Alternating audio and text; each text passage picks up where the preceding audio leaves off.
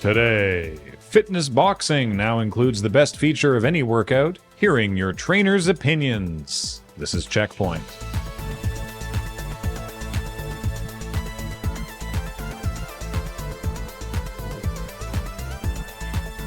Welcome to CheckPoint, where we're debuting the first official test drive of our new news desk. Only one previous owner. This oval of Lexan has a mass of 6,000 kilograms. The front of the desk is backlit and sports ground effects. The support structure is solid steel and knows my mother's whereabouts. If Cameron ever tries to sit here, his knees will simply disintegrate.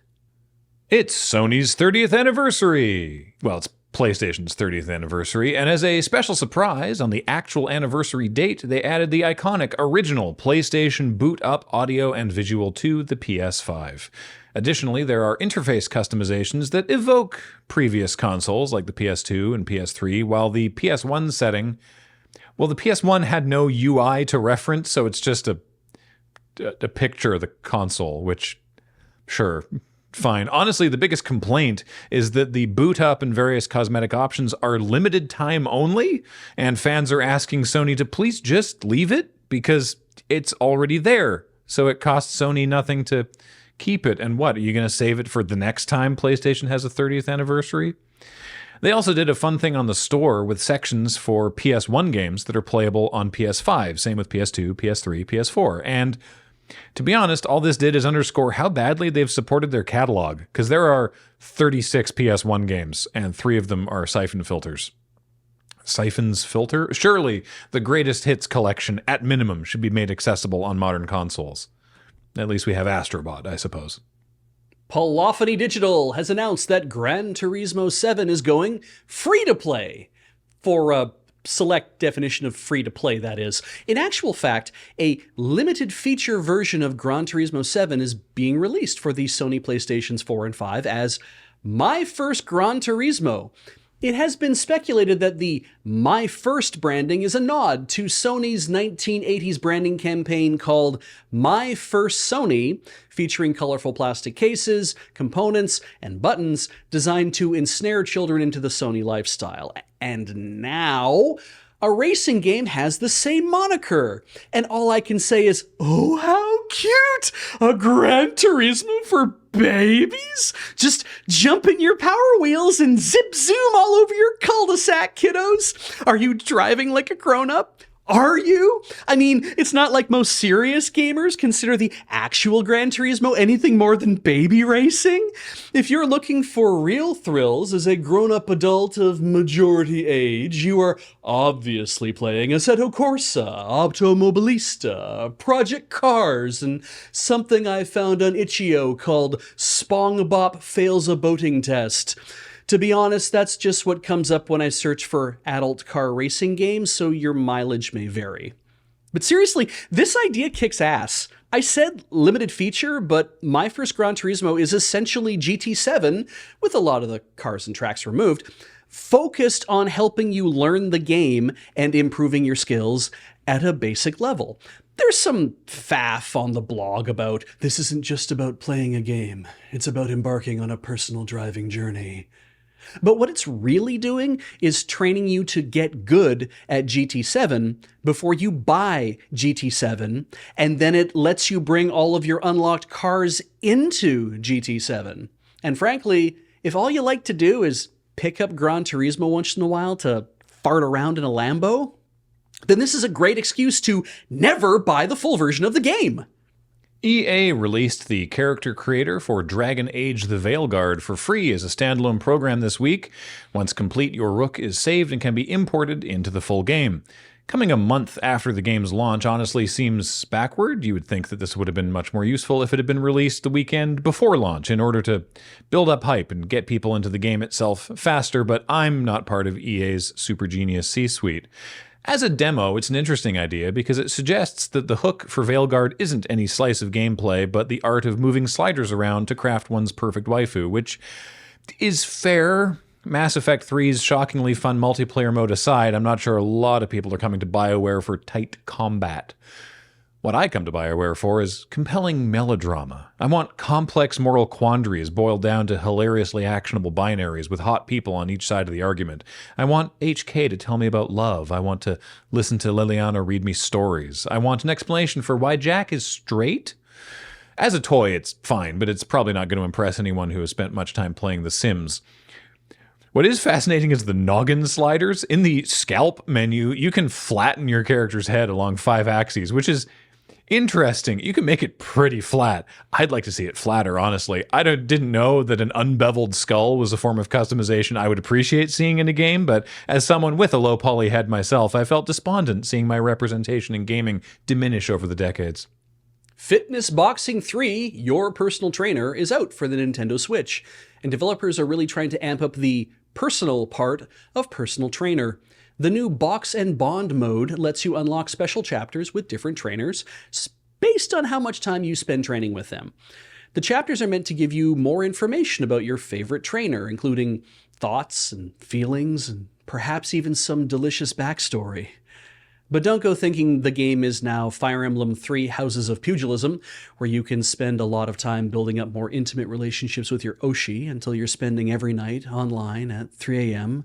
hunting the Borus for illicit fan art of your head coupling. No, these conversations are simple, which means they're going to be like what you get from your dental hygienist or your barber, the kind of chats that are normal to have with someone dragging power tools all over your head.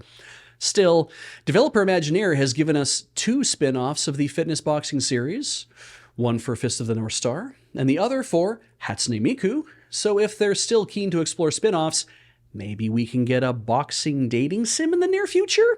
It'll at least keep me from refreshing Itch.io for the tags boxing and NSFW. There goes Ubisoft again, taking so long to capitalize on something that by the time they do it, nobody cares. In this case, though, it's the free-to-play shooter with a horrendous name, XDefiant, which was announced in 2021 and finally launched this past May. Despite positive early numbers, it failed to meet expectations, and that's according to Ubisoft themselves. But they were committed to fixing it, to making it better, as recently as 6 weeks ago. On October 15th, XDefiant's executive producer Mark Rubin posted on X, the everything app, formerly known as Twitter, another failing company, quote, "To be crystal clear, there are no plans to shut down after Season 4. Right now, we are super focused on improving the technical experience and adding more content for Seasons 3 and 4. We've done very little marketing, so yes, our numbers are down, but that's just to give the team the time to get the game in a better place before we do bigger spends on marketing to bring new players to the game and to bring back players that have left." Not marketing a game as a stalling tactic so the devs can get some spit and polish on it is a curious strategy. Wonder why that didn't work. But in Rubin's defense, he was not wrong. XDefiant did not shut down after its 4th season. It's shutting down just before its 3rd season, which will still be released for some reason, with the whole thing being kept alive by a skeleton crew until the final offline this coming June. As for the rest of the XDefiant team, some of them are being folded into other roles at Ubisoft, or so Ubisoft claims, with the other 277 people being laid off as Ubisoft closes their San Francisco and Osaka offices.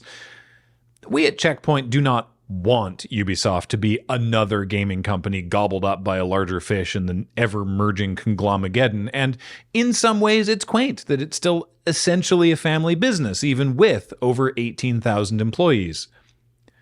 But also that family sucks, and so do a lot of its games, so those takeover attempts are only going to get more hostile. I hope the takeovers aren't just hostile, but rude as well. Yeah, Tencent saunters in, knocks Ubisoft's lunch money out of its hands, calls it a nerd, high-fives Embracer Group. EA watches from a chair in the corner. What? What?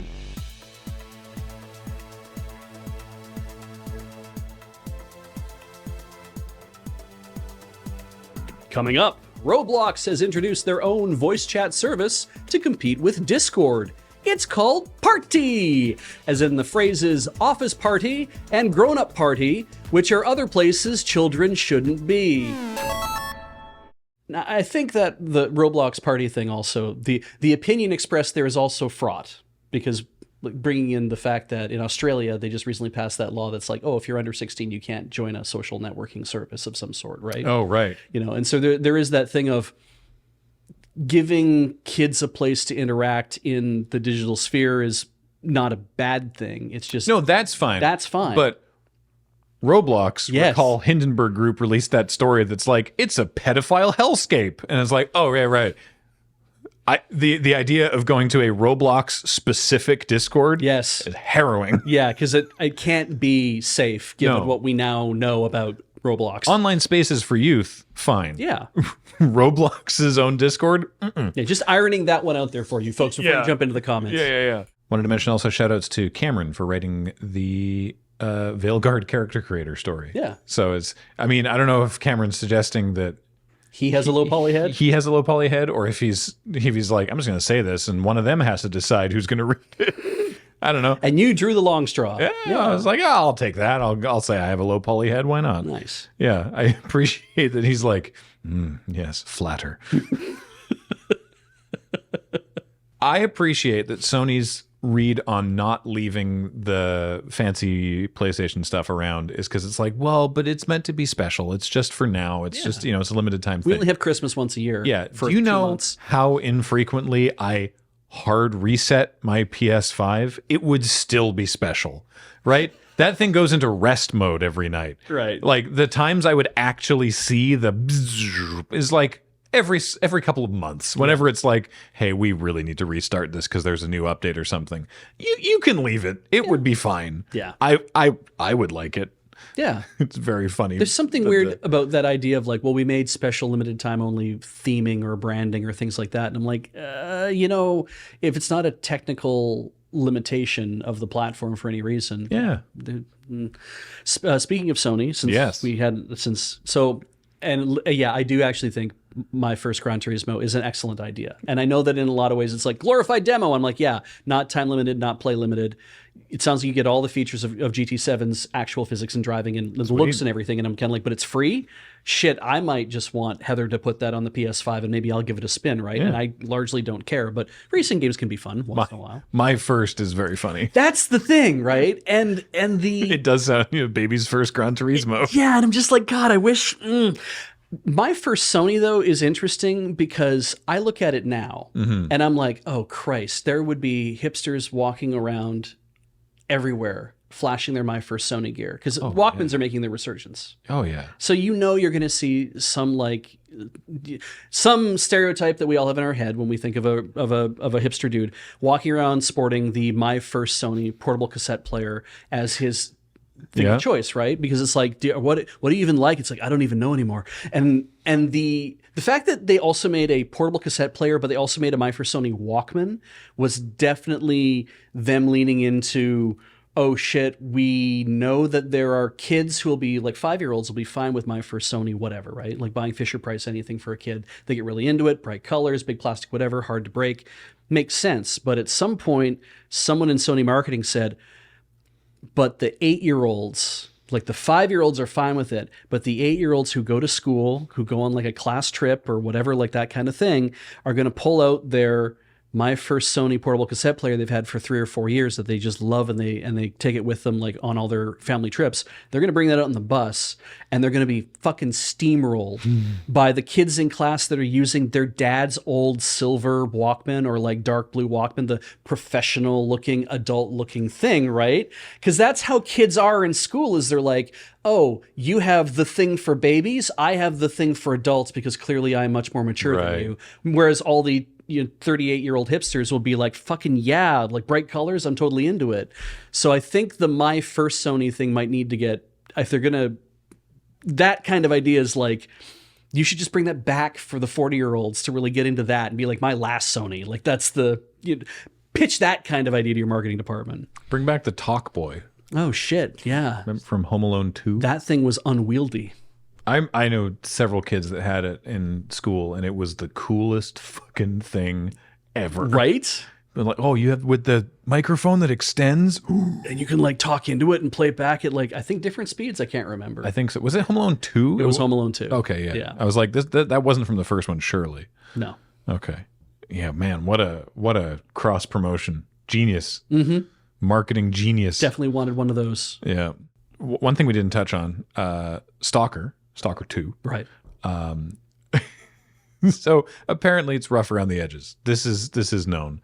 This is also very in keeping with Stalker. Yeah. Apparently they have been patching the game roughly every 2 business days since launch. So they're working hard. Some people are like, well, why wasn't this all solved ahead of time? And the GSC Game World was like, well, at a certain point, you just have to release the thing and then do what you can. Also, many of us had to flee our homes. Yeah.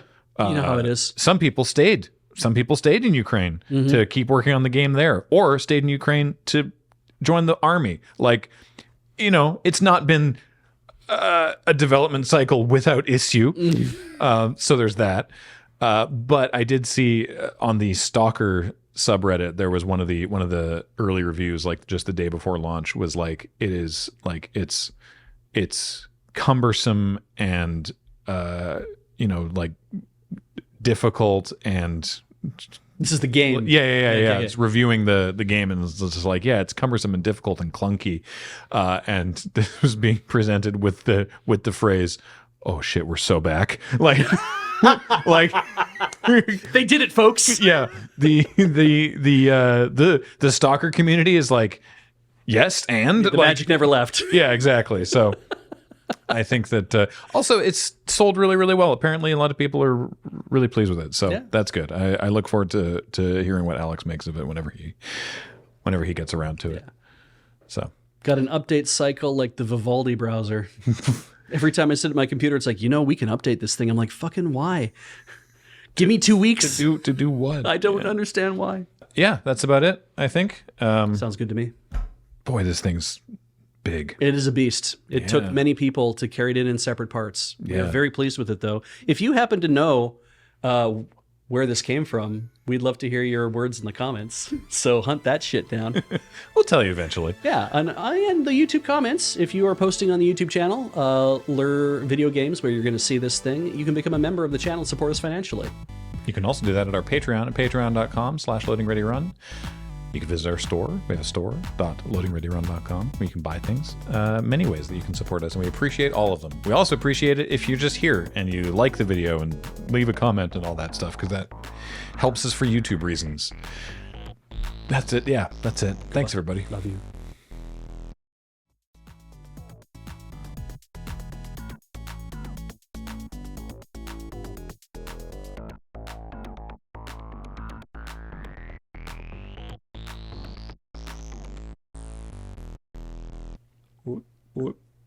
Wait.